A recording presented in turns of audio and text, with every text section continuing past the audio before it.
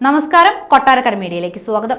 എല്ലാ ബാച്ചുകളിലും 30% സീറ്റുകൾ വർദ്ധിപ്പിച്ചാലും മലബാറിൽ ഇത്തവണയും +1 പ്രതിസന്ധി ഒഴിയില്ല. മലപ്പുറത്തും പാലക്കാടും കോഴിക്കോടുമായിരിക്കും കൂടുതൽ കുട്ടികൾക്ക് പുറത്തിറക്കേണ്ടി വരിക. അതേസമയം തെക്കൻ ജില്ലകളിൽ ആവശ്യത്തിലധികം ബാച്ചുകൾ ഉണ്ടാകുമെന്നാണ് കണക്കുകൾ നൽകുന്ന സൂചന. മലബാറിലെ 6 ജില്ലകളിൽ നിന്നായി ഇക്കുറി ഉപരിപഠനത്തിന് അർഹത നേടിയത് 2,31,000 കുട്ടികളാണ്. ITI, VHSC, പോളി തുടങ്ങിയവയിൽ 25,150 സീറ്റുകളാണുള്ളത്. വടക്കൻ കേരളത്തിൽ പതിവ് പോലെ +1 പ്രവേശനത്തിന് ഏറ്റവും കൂടുതൽ പ്രതിസന്ധി മലപ്പുറത്താണ്.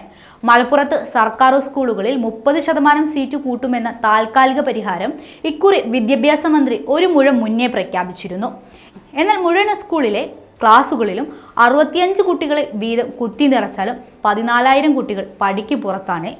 കൃത്യമായി പറഞ്ഞാൽ 229 ബാച്ചുകളുടെ കുറവുണ്ട്.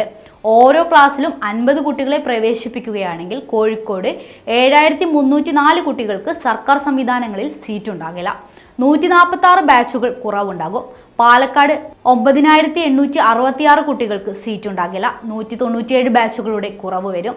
ഇഷ്ടമുള്ള സ്കൂളുകളും കോമ്പിനേഷനും ലഭിക്കാനും മലബാറിലെ കുട്ടികൾ ഇത്തവണയും പാടുപെടുമെന്ന് ഉറപ്പാണ്.